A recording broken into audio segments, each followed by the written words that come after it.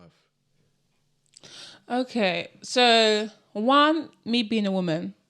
Is it a mental health challenge? Jesus Christ. To be fair, you're my first female guest, so I can't dispute that. You know what I mean? Yeah, like, ain't nobody in the room. I would not want to be a woman. I can't lie. What do you mean? Being a woman is lit. It's the amazing, best but feeling ever. Now that I'm a man, Yeah. No way. Yeah, no way. No, being a woman is amazing. It's difficult, man. No, the reason, what I would say, you guys are very powerful. Very powerful, the most powerful beings in the earth. I'm a soft life babe, man. Are you soft life? Yeah, I don't want to be powerful. You don't be powerful. No. I want to have soft life. Soft life. Yeah. Soft life era. That's what we're doing. But so reason I said just being a woman, I mean, in terms of a thing that I had to deal with, me being a model, me being a dancer, I think image was a big toll on me like a couple of years ago in terms of how I looked, how much I weighed, you know, how guys would interact with me, you know, that was a big thing for me, you know, how perception of from others is a big thing was, and I think as I put my stuff on social media, always gonna get opinions and, you know, always gonna have a consideration of other people's feelings or thoughts, but there's a boundary now. Before there wasn't a boundary, so back then I was very hard on myself in terms of like I should look a certain way or feel like I need to be a certain person, especially on Instagram, or when you see a lot of beautiful women. And of course, I think when you don't manage your time on there, you can start to compare. Yeah. Especially when you're in the entertainment industry, I feel like it goes by times 1,000. Jeez. So because you're not only seeing them on Instagram, but you're around them 24/7, and you're feeling like, okay, I need to be like these people. So there's a certain standard that you feel like you have to uphold, you know.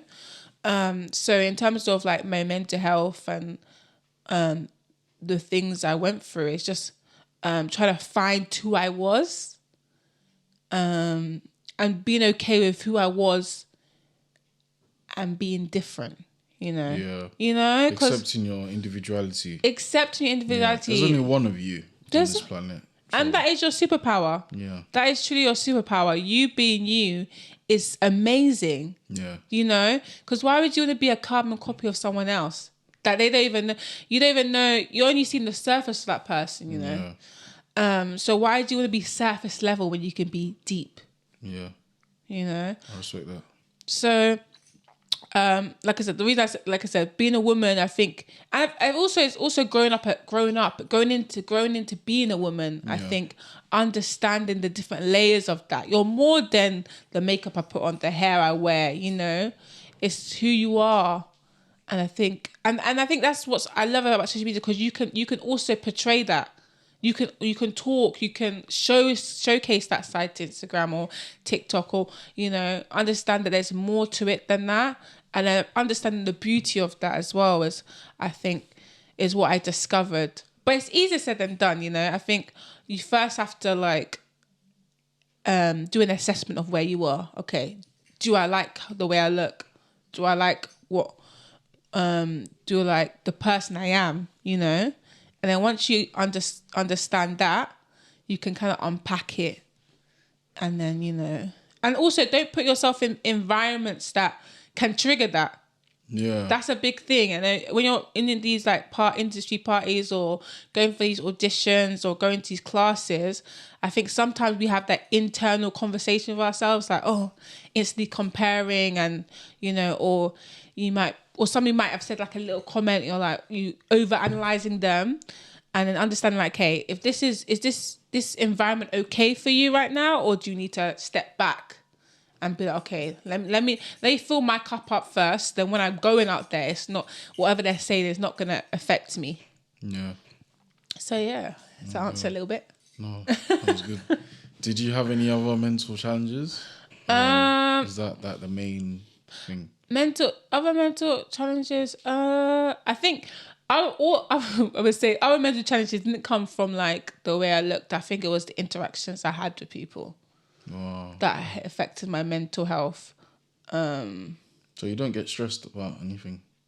I do. I think I see it sometimes because if I'm stressed about a job or like a creative job, I kind of look back at it and say, is this something that I love? If it is, then don't be stressed. Do what you can do in the moment. Okay. You know what I mean? If you don't love it? If you don't love it, then you got to find a way out. Oh, okay. You got to find a way out. Like, if I'm doing when I was doing a 9-to-5 job, I would say... Oh, you mean a job? A job. Oh, okay. I thought you meant like a job as in a booking. Or Yeah. Well, that's what I'm saying. If you're doing a creative job, yeah, like I'll get stressed, but there's different sides of stress, but there's difference between me being what's the word? Stressed because there's a lot of work to do, but I love it, and it's different between being stressed doing something that you don't like. Does that make sense? Yep. Those are two different stresses. Yeah, I'm in the first scenario. Do you know what I mean? There's too many different... That stress where you're doing what you love, Yeah. that stress I'll take any day. Do you get what I mean? And it's not in that terms that not that stress is good, but I mean... you're doing what you love. We're doing what you love, so and you appreciate and having that gratitude for it, you know. My friend always says to me that if you can't fix it in the moment, then let it go. Oh, okay. Okay. If you can't fix it in the moment, let it go. It'll come to you. If you can fix it in the moment, fix it. But no point in you stressing over something that's like, for instance, you might be stressing that you have to do something tomorrow. Why are you stressing you got to do something tomorrow when tomorrow hasn't even come?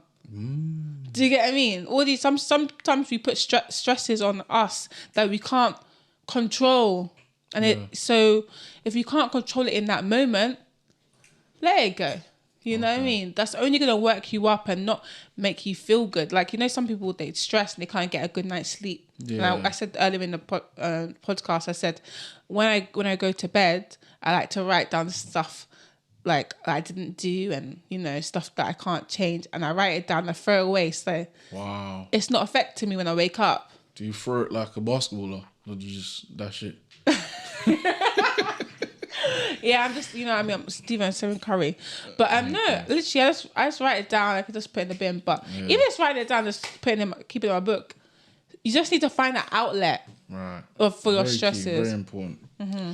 How did you go about seeking like help to tackle some of these mental challenges that you went through? So I actually had a coach. I did have a coach. She was really, really good. So she's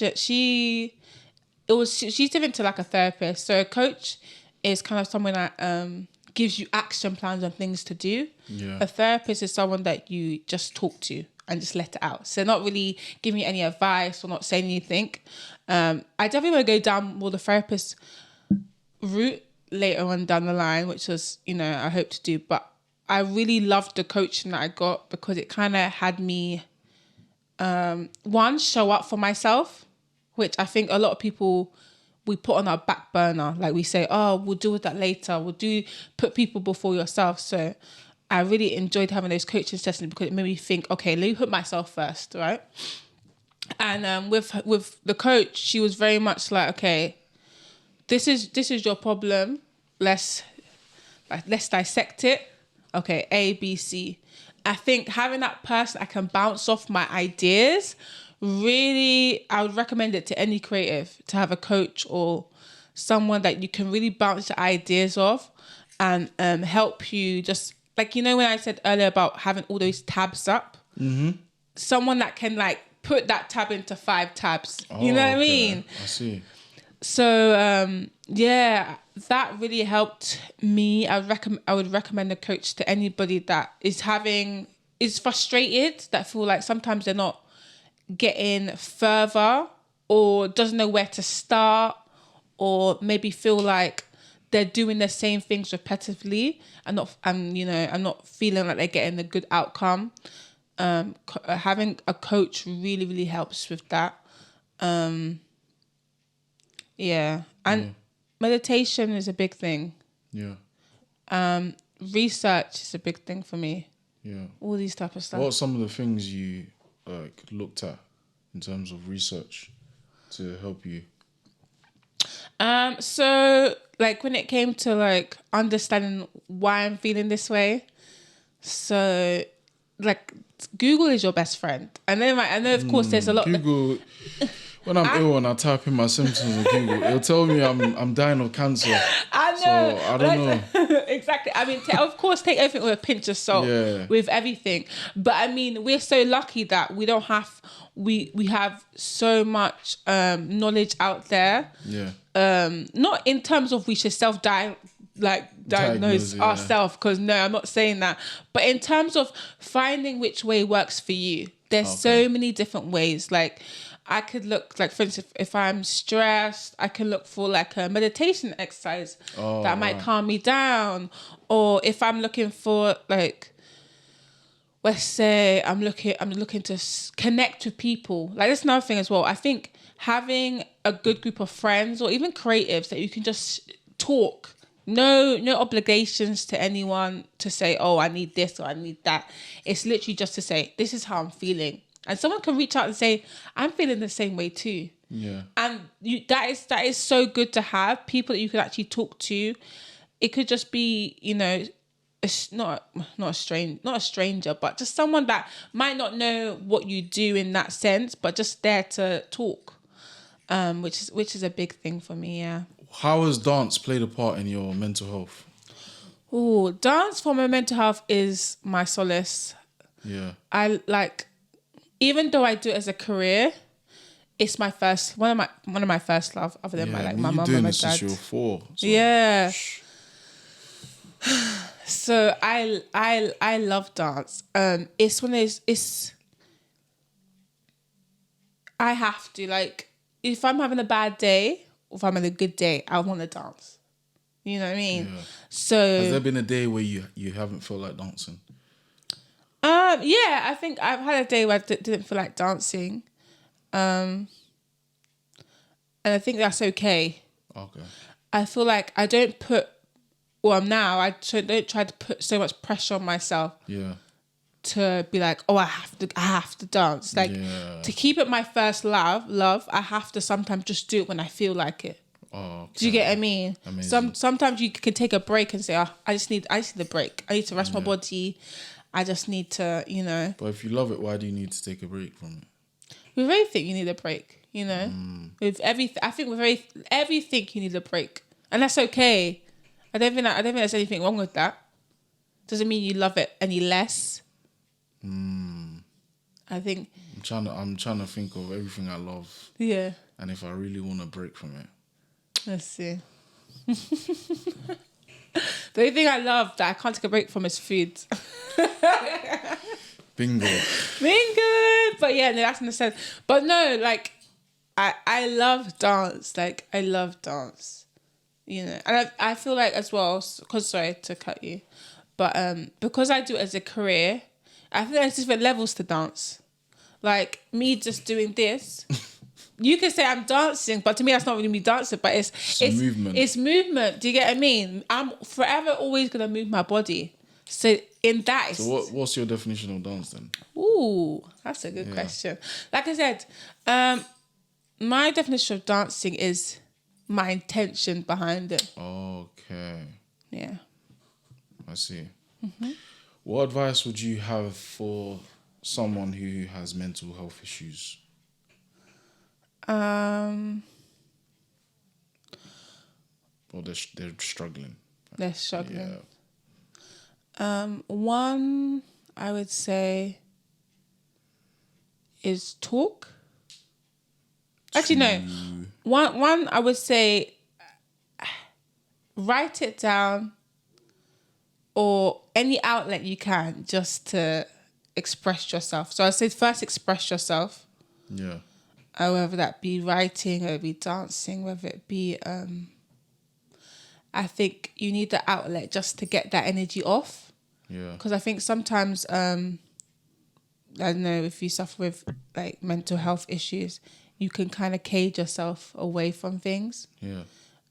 Or you can be a functioning and still have mental health issues, but I think find the outlet that makes you feel better. Okay. Talk to someone. I think talking is a big thing. I feel like you have to talk to someone about it, whether it be an online forum where they don't even know you, but you're just saying it out loud, to someone. I would say,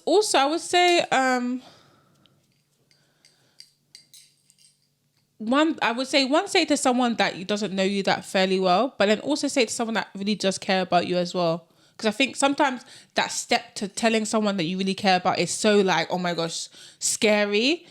That I think before that, try and talk to someone that you know doesn't know you that well, okay. to ease you into it. Because I think sometimes people don't talk.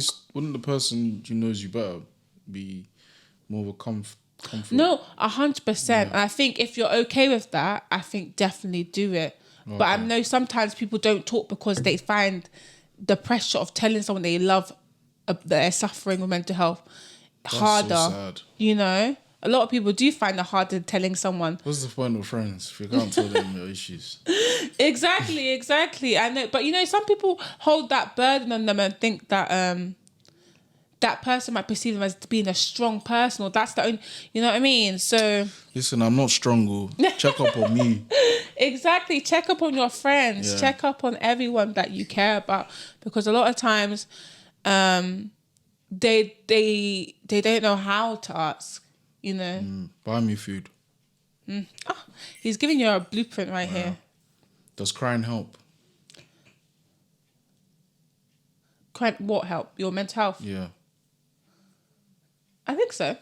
Do you cry? I do cry. I'm an avid crier. Wow. An avid crier. But that sounds like a brand. Avid crier. I do. I think, like I said, an outlet is an outlet. Yeah. Like, amazing. Whatever helps you. Like me crying, it doesn't help the scenario. I'm not gonna lie to you. Me crying never helps the scenario. It never helps the scenario. Yeah. But it does. It does. You feel better afterwards, though. It does, because it makes me breathe. So what I would say to people is breathing, breath work is a big thing. Okay. Like you helps. Yeah. Even though we breathe automatically. Yeah. But deep breaths. Deep breaths is a big thing. Okay. Yeah, look into breath work. Breath work is a big thing. All right then.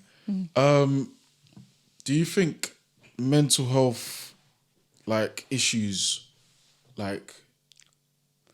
how can we destigmatize the thing around them? I think because no one wants to be branded as someone who's got mental health issues. Why is there such a negative connotation around it? I mean, I think the reason is because not a lot of people understand the depth of mental health issues. Yeah. I think people either think it's one or the other. It's either you're depressed or you're happy. There's no in betweens. There's so many layers when it comes to mental health. Like, I think people don't know how to recognize signs of mental health, and understanding what is a bad day and what is a really, really bad day. And understanding the layers and the steps that can lead you down that path as well. With mental health, a lot of times, especially like you said, it's the connotation of being like, oh, that person might be crazy, or doesn't know how to control their mind, is a bad stigma that people really avoid, like it's like the plague, But it's the same way as physical health. Like, you have to always be working your body to get a good body. Yep. You never stop, working on your body. You never stop. And it's the same thing with your mental health. Like, just because you have never suffered from depression or any anxiety or anything like that, doesn't mean you can't get it down the line. You know what I mean? And I don't think people understand that it's not a thing where only just inherited. There's so many layers to it. It could hit you at any part of your life. And that's what I'm saying. People don't recognize the precautions before it. They don't understand, like, how is your mind thinking, your patterns, like I said, your environments. A lot of things can offset your mental health. And I think if we had more research and more understanding of it, I think a lot of people would see it like less intimidating and less like, ooh, scary. What do you think they can learn how to spot the signs? How can they spot signs, or like? Yeah, like, how do people get educated more on like mental health issues and everything around it? I mean, of course, you can get, like, you know, of course, when you're going to do your checkups, you should talk to your GP and everything like that. But I think also understanding where you are as well. Yeah. I think sometimes, like with me, mental health is a big thing as much as my physical health. So as much as I'm working on body, I like, for instance, this new year, I'm going to the gym. The same way I need to be so up on my list is also my mental health. Because, you know, because I think some people don't realize they're going through something until people say, oh, are you okay? Like, are you sure you're okay? Like, some people can have a big breakup, right? And they will lock themselves in a room for 2 months or a month. And they think, oh, that's just normal. But that's a sign of something's mentally impacted you, you know? Yeah. But people brush off because, you know, it's not seen as like mental health. But so I feel like once you recognize where you stand, you can be kinder to others and recognize stuff that are happening in other people, you know? Yeah.